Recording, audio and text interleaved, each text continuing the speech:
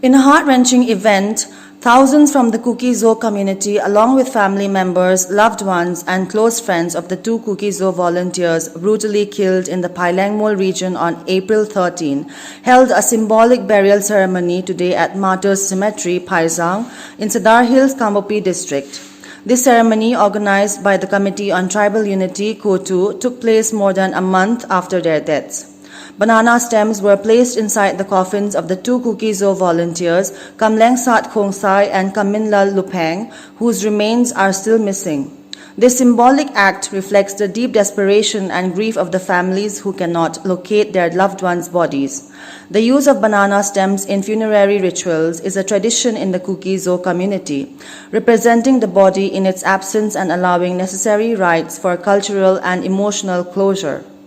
The killing of Phailengmol Khongsai and Kaminlal Lupang was described as the century's most gruesome human rights offense due to the extreme brutality involved.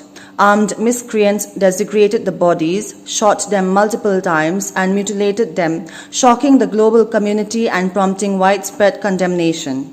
In response, CoTU had earlier organized a monumental 2-kilometer-long protest rally and imposed a 24-hour total shutdown while closing down government offices in the district, demanding to locate the dead bodies of the two CoTU volunteers.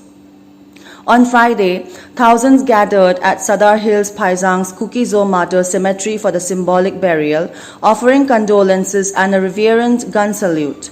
Dr. Reverend Satkai Chongloi, Secretary of the CoTU Christian Relief Committee, conducted the ceremony under the theme, "You Sacrifice Your Today for Our Tomorrow." Family members, representatives of the Cedar Hills Chiefs Association, the Kuki Inpi Cedar Hills, Phailengmol Core Committee, and leaders from various organizations delivered heartfelt addresses. Loon Kipgan, CoTU's Media Cell Coordinator, emphasized the tribute paid to the fallen heroes and criticized the government for failing to locate their bodies. By failing to locate the dead bodies of our two fallen heroes and showing a complete lack of concern over the closure of government offices in the district, the Manipur Meitei government has once again proven our complete separation. In acknowledgement of this divide, we have decided to conduct a symbolic burial ceremony for our two fallen heroes, he asserted. He further said that the current dispensation's inability to address crimes against the minority CoTU community is a clear indication of the existence of a separate administration between the CoTU tribal Christian community-dominated hills and the valley predominantly occupied by the majoritarian Meitei community. Reaffirming faith in the central government and with the mandate of our people, Kipgan urged the central government to involve its investigative agencies in addressing this severe human rights violation. Signaling a shift in the community's approach, Kipgan said that having now performed the burial rites for our beloved fallen heroes, we have resolved to reopen the government offices which were previously shuttered indefinitely on May 27, as these institutions hold no significance for us any longer. On the symbolic burial day, CoTU enforced a 9-hour total shutdown in Cedar Hills, Kamopy district, halting all operations including government and private institutions as a mark of respect. Vehicles were off the roads, mainly along the important National Highway 2, while all business establishments downed their shutters during the total shutdown.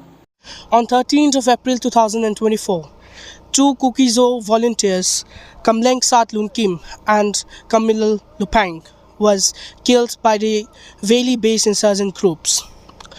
After that incident, their bodies were being missing, and after a few days, a video went viral where it can be seen that the Valley-based insurgent groups were mistreating their lifeless bodies. Today, I'm present at CoTU Martyrs Cemetery, Phailengmol, and Phailengmol incident is being considered as the century's most crucial violations of human rights. So today in this CoTU Martyrs Cemetery, the Committee on Tribal Unity, CoTU, has organized a solemn funeral program of two fallen heroes. So to know more about today's funeral program, let's talk with Mr. Loon Kipgan, who is a media coordinator of Committee on Tribal Unity. Today we are gathered here to pay our last ritual rites, a symbolic ritual rite in the absence of a body which is not yet located. How can you perform their last ritual rites in the absence of their body? See, we the Kuki-Zo community have a very rigid and strict customary law. Now, in accordance with the customary, in instances where the bodies are not found, we have a law that permits us in our custom so that the emotion or the cultural rights can be foreclosed. See, this is one of the factors. What's your opinion on the government's failure to locate the two bodies? See, the Committee on Tribal Unity have fervently appealed to the current dispensation for trying to locate or get the perpetrators on justice. But we have waited for the state administration for nearly a month. Now, I'll tell you, this in effect reflects the total separation that the Kukis have been demanding. Now, this is the state government in whose sphere the law and order is with them. Now, any issue or any atrocities or any cases on the Kuki-Zo communities are treated partially. I mean, nepotism is there. So that means it reflects we have two separate entities. We are two physically separated and even administratively. Now, today's program is a symbol as an acknowledgement to that separate administration. That's why we have accepted to bury the two bodies in spite of their lifeless, the corpse. The entire government offices in this entire districts having closed under the leadership of CoTU. What's the committee's decisions after this burial ceremony? See, the main intention for the committee to shut down all government offices in the district is that to give pressure to the government to take up the cases. But after a month, there's no response. Now that we have buried and we have accepted to bury, and we even acknowledge the separation between the hills and the valley. So it doesn't make any sense. We, as a Kuki-Zo community, feels that all these institutions in the district are non-existent to us. It doesn't make any sense. So we have to open up because it doesn't make any value to the current dispensation. We have shut down the office, but no response.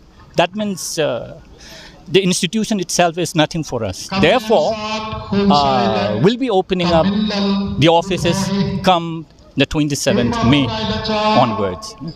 So you have heard from Mr. Lund about today's program. I, Thomas, reporting for Hills Mozo, Kuki-Zo Martyr Cemetery Paisang, Kangpokpi District, Cedar Hills.